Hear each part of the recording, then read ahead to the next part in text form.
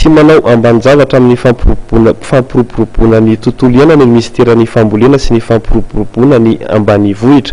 Arak'izany dia niroso tamin'ny famboleko azy ity ministera ity teny Andranovaky Mahitsy. Andao aratsika ary ny makasika izay.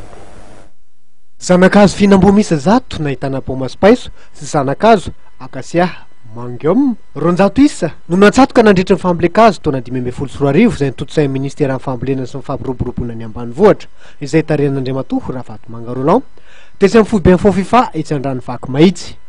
Mifandraika amin'ny laharam-pameanana napetraky ty ministera ity ny hetsika toy izao. Tanjona sy ny vina lehibe mipetraka amin'izany fambolekazo zany. Araka ny voalaza teo dia ho fiarovana tontolo iainana ny antony lehibe sady voalohany indrindra anaovantsika fambolekazo.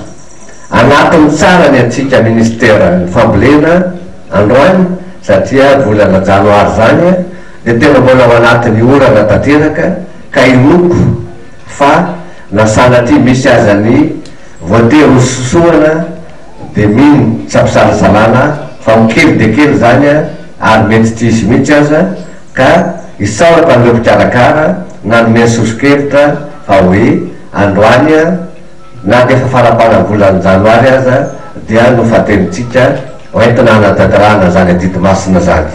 Velaran-tany mirefy arivo metatra toradrony nambolenareo zanakazo.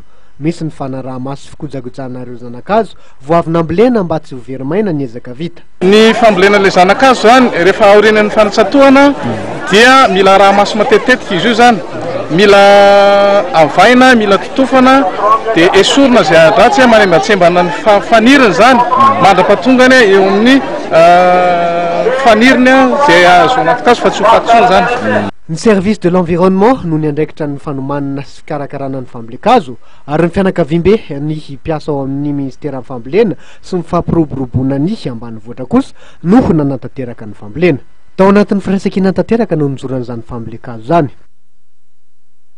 Tapitra tretindray ny fotoanantsika tompoko lasy tompoko ary tamin'ity ariva ity akasitrahana feno ianao izay mbola nanaraka ny vaovaontsika tamin'ity ariva ity.